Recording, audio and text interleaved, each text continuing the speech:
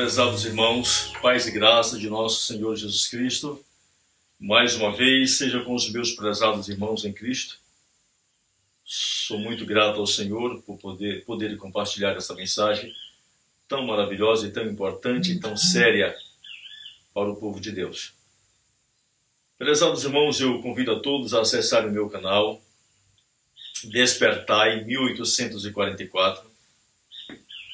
E nesse canal você vai poder encontrar bastante material útil para a tua salvação, para o despertamento de tua igreja, de tua família. Compartilhe esse material. Não permita que o diabo venha endurecer o teu coração. São mensagens de repreensão, são mensagens de exortação, mas são mensagens que estão escritas na Bíblia e no espírito de profecia. Nesse momento nós iremos orar ao Senhor, pedir suas bênçãos, em nome de nosso Salvador Jesus. Amém. Pai querido que reina e que habita nos mais altos dos céus, Senhor, em nome de Jesus Cristo, abençoe, Pai querido. Abençoe teu povo, a tua igreja. Abençoe os sinceros de coração, para que tenham a compreensão das profecias, para que não venha agir segundo a carne, mas que essa mensagem seja para juntar o teu povo, para unificar tua igreja e prepará-los para o alto clamor do terceiro anjo. Em nome de Jesus, Senhor. Amém. Olá a todos, prezados irmãos e amigos. Iremos dar continuidade à parábola dos 3 convites. Os 3 convites para as bodas. Hoje, dentro da profecia bíblica, nós estamos no paralelo do segundo convite. O primeiro convite foi dado em 1888, como nós iremos ver agora nessa etapa.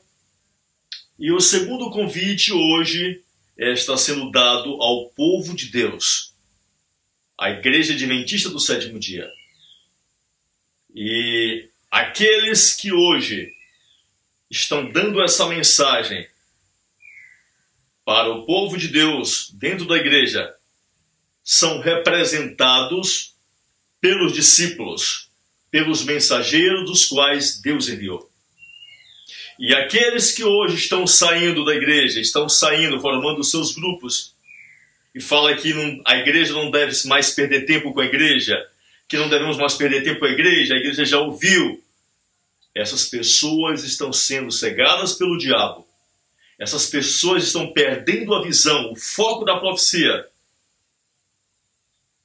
E é muito triste nós sairmos da profecia. Gostaria de ler o livro Testemunhos para a Igreja, volume 3, página 358. Diz assim: o apóstolo Paulo declara positivamente que a experiência dos israelitas em suas viagens foi registrada para o benefício dos que vivem nesta época da história do mundo, aqueles para quem são chegados os fins dos séculos. Então a palavra de Deus diz, mais uma vez confirmando, que 1 Coríntios capítulo 10 foi escrito para o povo de Deus adventista do sétimo dia, de 1844 ao fechamento da porta da graça. Então nós, como igreja, devemos estudar, ter uma compreensão desses paralelos, dessas profecias, da história do antigo Israel, para nós não perdermos o foco. Muitas das vezes, hoje, muitas pessoas de bons propósitos, eu não digo que são pessoas que têm um propósito ruim, elas dizem, a igreja está praticando todas as abominações, são rock, são festas, etc. Irmãos, se nós hoje voltássemos ao passado e revermos a história do antigo Israel, nós iríamos ver que o antigo Israel, naquele momento, eles estavam cometendo tantas abominações, eram tantas, nós iríamos ficar espantados. Então, não estou dizendo que o que a igreja está praticando é certo, não. É repugnante. Deus abomina. Mas que, como mensageiros, nós devemos despertar os fiéis que estão sendo enganados por uma corja de líderes ímpios, usado por Satanás dentro de nossas igrejas. Se nós não despertarmos os fiéis e sinceros que estão sendo colocados lá dentro, quem irá despertar? O anjo não vem do céu fazer esse trabalho. Deus deu-nos esta obra a realizarmos. Ela continua no texto. Não consideramos que nossos perigos são menores do que os dos hebreus, antes maiores. Haverá tentações para ciúmes e murmurações, e haverá franca rebelião, tais como se acham registrados acerca do antigo Israel. Sempre haverá o espírito de insurgir-se contra as reprovações de pecados e ofensas. Silenciará, porém, a voz da repreensão por causa disto?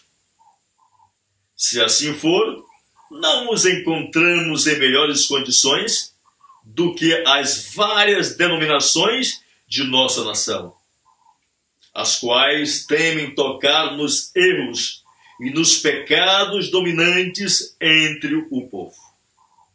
Então, se nós nos calarmos, ou se sairmos, quem vai repreender? Quem vai exortar? Quem vai desmascarar essa apostasia dentro de nossa igreja?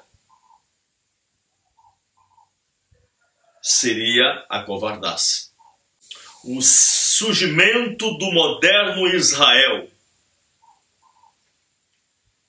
Em Apocalipse capítulo 14, versos de 6 a 12, nós temos um comentário que está no livro História de Nossa Igreja, que diz assim: eram a sexta igreja do Apocalipse, Filadélfia.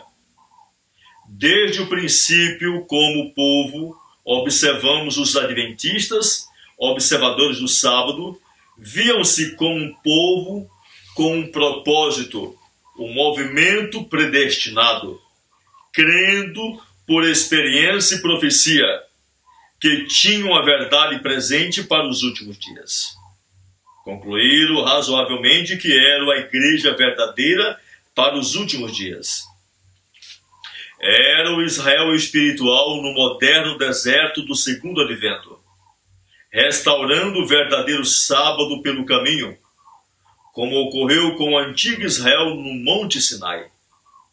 Era o profeta Elias, prometido por Malaquias, antes do grande e terrível dia do Senhor, restaurando a lealdade à lei de Deus sobre o Carmelo do cristianismo apostatado. Eram a sexta igreja do Apocalipse, Filadélfia, a igreja do amor fraternal. História do Adventismo, página 151. Então nós, como igreja adventista do sétimo dia, em 22 de outubro, surgiu esse movimento. E ali nós éramos considerados a igreja de Filadélfia. Amor fraternal. Amor fraternal. Nós, como igreja, nós, como movimento, nós não iniciamos como Laodiceia. Nós não iniciamos como miseráveis, desgraçados, pobres, cegos e nus. E esse não era o nosso estado em 22 de outubro de 1844, 1845, 1846, 1847 em diante.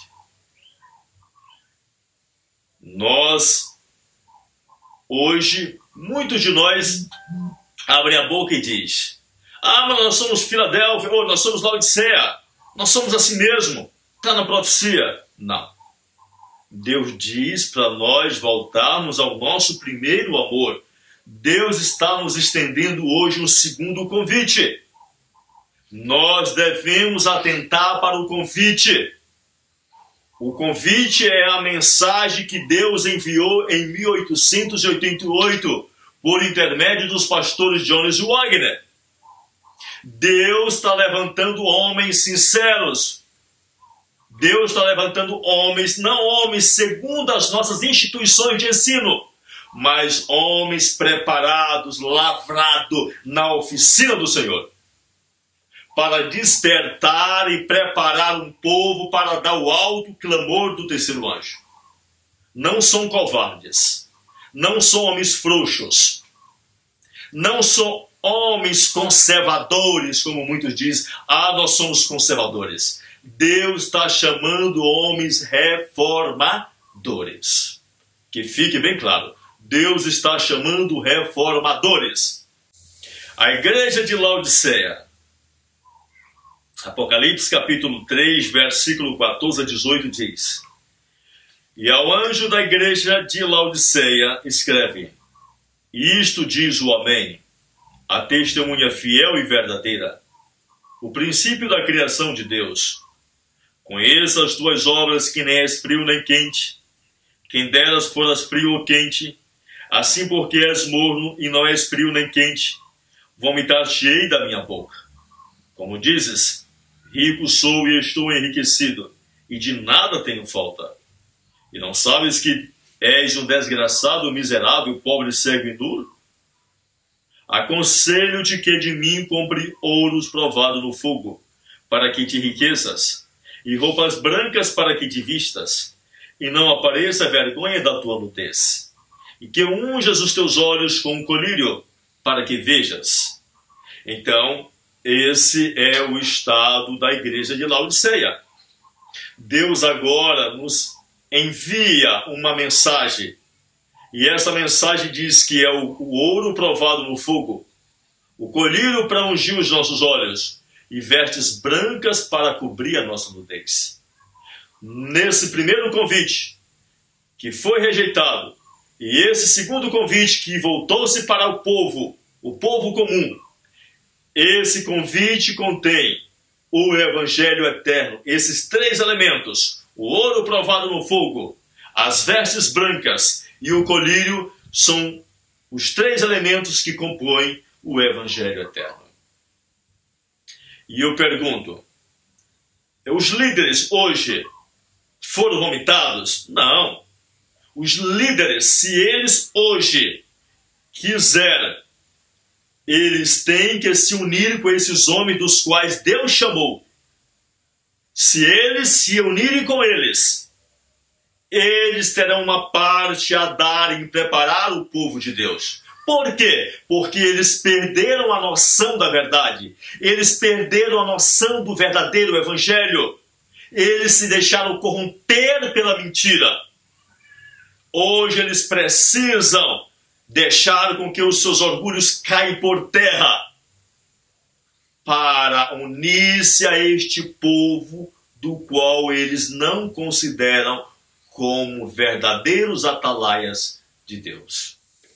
Se nós formos em Testemunhos para a Igreja, volume 1, página 120, página 127, página 128, página 141, Ellen G. White diz que em 1859, 1855 a 1859, a igreja entrou no estado de Laodiceia.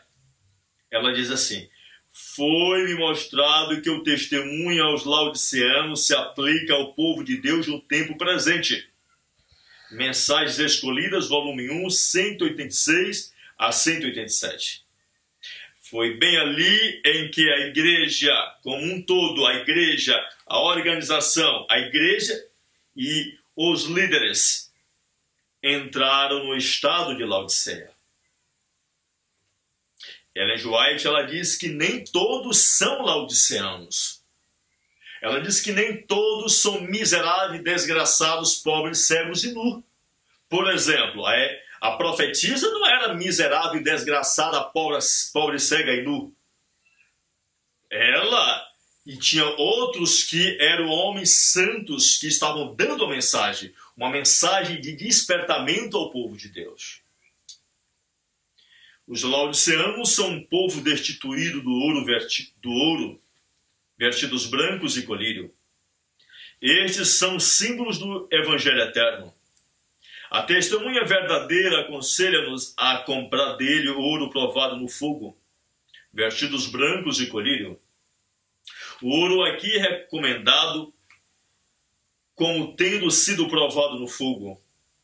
É fé e amor. Ele enriquece o coração, pois foi limpo até tornar-se puro. E quanto mais é provado, tanto mais intenso é seu brilho. Os vestidos brancos são a pureza do caráter, a justiça de Cristo, comunicada e imputada ao pecador.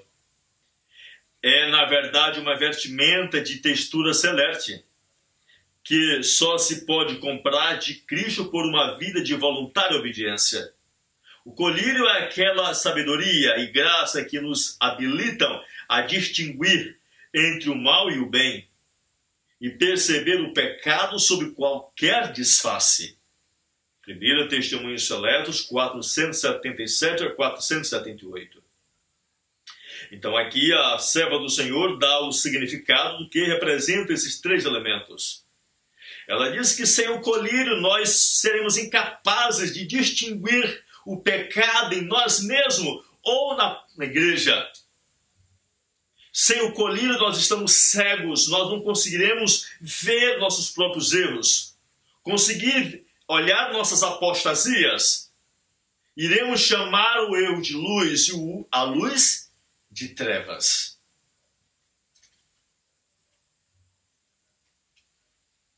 Portanto, em 1859, os adventistas, como povo, já não estavam na posse do Evangelho.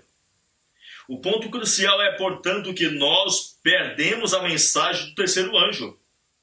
Por outras palavras, a mensagem específica que havia trazido o movimento à existência já não era mais possuída pela igreja. Os pregadores e os membros continuaram a pregar a lei e as doutrinas das mensagens sem o Evangelho. O Evangelho que a igreja estava apresentando ao mundo representava Agar, a escrava de Abraão, e os conversos eram representados pelo filho da escrava, Ismael. Esse era o Evangelho que a igreja estava pregando quando entrou no estado de Laodiceia. Esse é o Evangelho que hoje está sendo pregado pelos nossos líderes, pela nossa igreja. Um Evangelho que não gera homens convertidos. Um Evangelho que não liberta. Um Evangelho que é batizado uma mulher de calça e ela continua de calça. Um Evangelho que a mulher antes usava batom e ela continua usando batom. Um Evangelho que antes ela usava um shortinho e continua com o seu shortinho. Um Evangelho que antes o homem jogava futebol e hoje continua jogando futebol. Um Evangelho que antes o homem era um filho do diabo com a garrafa de cachaça e hoje continua como filho do diabo com a camisa de Caleb. Certo? Simplesmente mudou de roupagem. Um Evangelho que não dá o poder para ninguém vencer seus pecados, seus vícios e defeitos de caráter. Um Evangelho que não transforma. Um Evangelho que antes o homem vivia numa bermudinha e hoje ele continua com a bermudinha. Antes ele ouvia seus rocks e hoje mudou simplesmente a letra do rock. Mas a melodia, o som continua o mesmo. Então é um falso evangelho que só gera para a escravidão.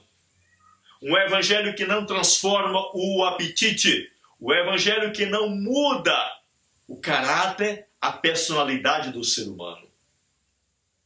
Esse é o evangelho que só gera para a escravidão. E o que foi que Deus disse? Lançai a escrava e seu filho na rua. Ou seja, não há salvação para aqueles que pregam esse evangelho e para aqueles que são convertidos por esse evangelho. A não ser que eles nasçam de novo do Espírito Santo. O anjo ou ministério da igreja era miserável, desgraçado, pobre, cego e nu.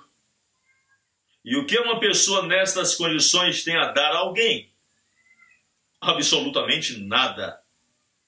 Era a condição de Laodiceia em que a igreja mergulhou em 1859. Temporária ou permanente? Certamente ela não precisava ser permanente, porque Deus tinha providenciado para a sua rápida recuperação a cura. Então, não precisava ser permanente o estado de Laodiceia. Deus enviou em 1888 a cura, o remédio, o colírio, as vestes, o ouro, para tirá-los do estado de Laodiceia. Mas o que aconteceu? Os lavradores da vinha, os lavradores que Deus colocou para cuidar da vinha, eles não deram crédito, não aceitaram o primeiro convite. Eles quiseram apedrejar e apedrejaram os lavradores que Deus havia suscitado para transmitirem a mensagem. Irmãos, eu faço-lhe uma pergunta a todos nós. Nós hoje devemos sair da igreja de Laodiceia ou do estado de Laodiceia? Qual é a mensagem de Deus para nós? Vamos ver em Testemunhos, terceira Testemunhos Seletos, página 106. Não permaneçais por mais tempo no estado da igreja de Laodiceia. Em nome do Senhor, eu rogo a toda a família que mostre suas verdadeiras cores. Reformai a igreja que está em vossa própria casa. Então, o conselho, o convite de Deus é que nós saiamos do estado de Laodiceia. Não da igreja de Laodiceia, mas do estado de Laodiceia. Nós temos uma obra ainda a realizar dentro de Jerusalém. Nós temos uma obra a realizar dentro do território de Jerusalém. Nós devemos dar um grito dentro de Jerusalém: eis o noivo, aprontai-vos. Nós devemos fazer o papel do cortejo nupcial. Nós devemos fazer o papel daquele homem que tocava aquela trombeta de prata, anunciando que o juízo estava chegando. Chama-se a festa das trombetas. Devemos tocar essa trombeta anunciando que está chegando o juízo dos vivos. Nós devemos sair do estado de Laodiceia. Prezados irmãos e irmãs, pela graça do Senhor nosso Deus, Ele tem nos concedido o privilégio de transmitirmos essas mensagens importantes, mensagens que são mensagens atuais, para despertar um povo que está adormecido, um povo que está dormente em um mundo de apostasia. Nós iremos finalizar essa mais uma etapa. Iremos pedir ao Senhor suas bênçãos e agradecer por meio da oração. E em seguida nós iremos retornar para darmos continuidade a essa mensagem. Estamos focando agora o estado em que a igreja se encontrava após ela sair do estado de Filadélfia e entrar no estado de Laodiceia. Iremos agora focar ao primeiro convite que Deus enviou para a liderança adventista do sétimo dia, que cumpre o paralelo do primeiro convite que Deus enviou por meio dos discípulos à liderança judaica, aos líderes de Israel. Um convite que foi rejeitado, um convite que não foi aceito. Vamos orar ao Senhor e pedir suas bênçãos. Senhor, nosso Deus, nosso Pai, em nome de Jesus, Senhor, seu santo Filho, lhe somos muito gratos por toda a bondade para conosco. Senhor, desperta-nos. Ajude-nos, ó Deus, a não sermos mais enganados pelo diabo. Pois o teu povo, Senhor, tem sido enganado por Satanás. O teu povo, Senhor, tem rejeitado as tuas advertências, a tua mensagem. E como dizes lá em Tessalonicenses, que aqueles que não tiverem amor pela verdade iriam receber a operação do erro. Ajude-nos a amarmos a verdade de todo o nosso coração, Pai. Abençoe teu povo, a tua igreja, o Senhor, em nome de Jesus. Amém.